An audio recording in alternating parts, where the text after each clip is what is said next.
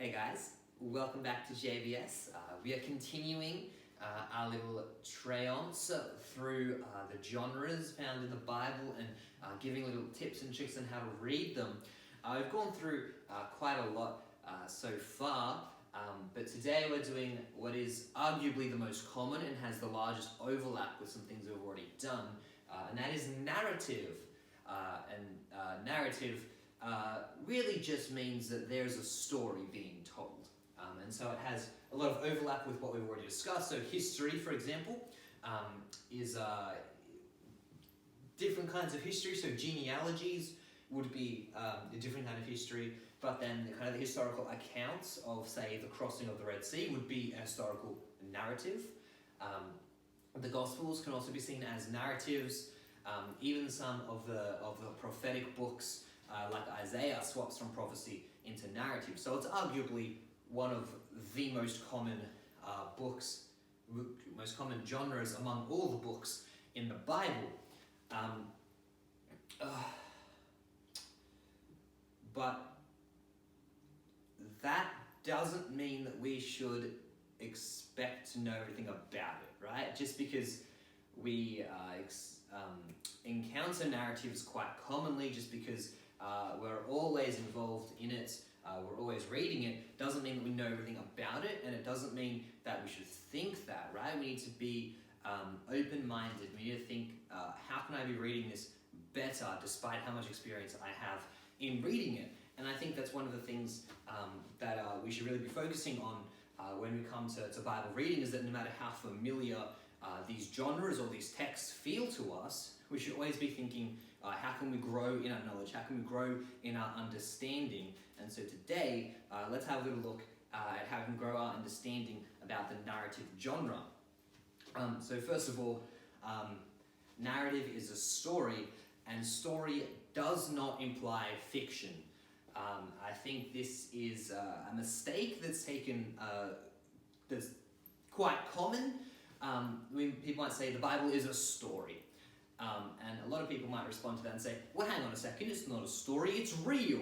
But yeah, it is. But it's a real story. True story. True story is an interesting thing, because story and true aren't necessarily opposites of each other. But yeah, the point is that a narrative is a story. Story can be both true and false. So if we think about a false story in the Bible, we might see the parables. They aren't actually historical events. They're little made-up stories that Jesus creates to teach points to the people that are listening to them. There are also historical narratives, which are very, very much true and historical accounts. Although there may be some hyperbolic language used at some points. So in Joshua especially, that's very much a military conquest kind of writing, and so there's a lot of hyperbolic language. It'll say things like, we went and we captured this town and we killed everybody that was in it. And then like 4 chapters later, we'll see that they go back to that town and there are still very much native people living in that town. So they use hyperbolic language in a true account, which is a little bit weird, to kind of mars the line a little bit. But that is why understanding the genre is so important, is so that we can tell that the Israelites did come in, they did conquer this land, and they're just choosing to use hyperbole, that is vast over-exaggeration, in their success and victory at this time. Perhaps another type of narrative would be the court narrative, which is very kind of political in essence. It's all about how this person finds themselves in close proximity to the kings and the nobility and all the people that are making the big decisions in the world. Think like Esther, for example. She becomes the queen to King Ahasuerus, I believe it is, or Xerxes. And so the entire book is all about, well, how does she deal with this new position high up in this political kind of the politics of this nation, and what does she do with that position? And that's what a court narrative does. Goodness. So those are a bunch of different types of narratives, and I suppose we can call them little sub-genres. And the main point of doing narratives and making it so common in the Bible is to show that God's big plan is just one cohesive story, right? Think of it like the Marvel Cinematic Universe, right? Iron Man 1 is its own story. It's its own contained little story, and then Iron Man 2 is its own little contained story, and then same with Iron Man 3, but then you also have the Avengers, where all these little stories contribute to this bigger story that is happening almost behind the scenes until suddenly the big moment happens and we're like, oh hey, we knew this was a thing because of this happened here. And it's similar in the Bible, right? When Jesus comes along and he dies on the cross, everyone's like, hey, hang on a second, didn't Isaiah talk about this in Isaiah 53 all the way back 500 years ago?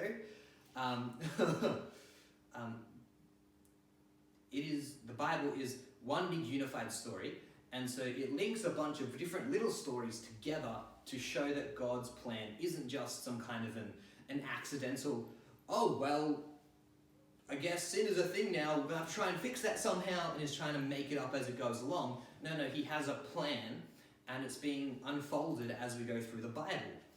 Which is another one of the reasons why I think it's super helpful to read the Bible cover to cover, because you'll see the narrative as it's unfolding naturally. So if we're moving on to tips, I've got 4 big tips for reading narrative. And the first big tip is, I suppose, the most obvious one, which is to figure out what subtype of narrative are you working with. Are you working with the court narrative of Esther, where we're expected to see people in high positions and somehow see God at work manipulating the people and getting people to stand up for his people? Are we going to be seeing the historical account of something that the Israelites have done in the past? Are we going to be seeing some moral lesson from this parable that Jesus is telling? The different types of narrative will change the perception of what is expected. And so it's very helpful to identify that before you start reading. And the second point is mainly about the big cohesive story. What part are you up to? Right? So if you're just reading along the Bible, if you're not reading along the Bible and you just show up in Joshua and you're like, I'm going to read Joshua. And Joshua's like, so we've been camping on this side of the Jordan River, but we're going to cross over and they're going to kill a bunch of people. You're probably going to be sitting there like, what? Where did this come from? What's happening? And that would be right. That would be the correct response, right? Because there's been no kind of reasoning or logic as to why this is happening. But if you go back and you kind of read through Deuteronomy and Numbers and Exodus, probably just Deuteronomy is enough if you really want to, you'll learn that God has saved the Israelites and they're leading them into this land as a fulfillment of a promise that he has made to their ancestor Abraham, as well as being a form of justice on the nations that are in the land that have really not been good people. And so their conquest of this land isn't just a military victory, it is divine judgment on people as well as a fulfillment of an earlier promise. Whew. So, what part of the story are you up to? Where have you come from? And then how does that inform where the story is going? That's tip number 2. Tip number 3 is all about context, right? Very similar to the previous point, but perhaps a little bit more important. We want to be looking within the little mini stories, right? What is, not just where is it in the big story, but also what's going on in the little stories, right? So when they're going to, when Daniel is in Babylon, why is Daniel in Babylon, right? What is his goal in Babylon, right? When he's only eating vegetables, what has led to that? Well, it's because meat is not good. Well, meat isn't good. Meat has been sacrificed to idols, and so eating that would be the same as worshipping other gods. And so he's like, I'm not going to do that. I'm going to worship this god. And that forms the context for why he takes his actions. But even more than that, why is Daniel able to get away with that, right? Why is he able to say, nah, not going to do that, not going to listen to the king?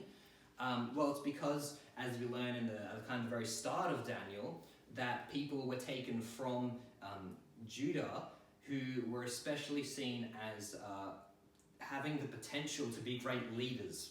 So they wanted to raise up a generation of leaders that they could then send back to Israel and set them up as a puppet nation, right? They're ruled by Babylon through this person who was essentially raised as a Babylonian through this education system that they put Daniel in. And so that's why all of this happens. That's why he has such easy proximity to the king, because he's supposed to be a good leader and he's raised up to be a good leader who's supposed to be reigning and taking care of a large area. Yeah, context, important. And then the fourth question, why was it written? Or more specifically, I suppose, what is the main audience supposed to get out of it, right? This is a recording, whether it's a narrative or whether it's true or not, whether it's a parable or a historical account, people have thought that it is worth writing down, it is worth recording for the future generations to read. Why did they think that? What is the purpose of having this in the Bible? What are we supposed to learn from it? Is it just a historical thing, like the historical account of Joshua leading the Israelites into the Promised Lands? Or is there more of the theological overtones where we have this is actually God's divine judgment layered on top of that, and there's that dual meaning of the historical account as well as kind of a theological account of what is going on? There's all manners of lessons that can be told through narratives, even if they're only told through implications rather than directly stating what the purpose is. So be on the lookout for those as you're reading through. And as you're reading through, that's a good segue to homework. So homework this week is to read Daniel chapter 3. And I want you to think about what is the type of narrative, where are we up to in the big unfolding story, what context do we kind of find ourselves in within the book of Daniel and the chapters around chapter 3, and what is the point for the original audience.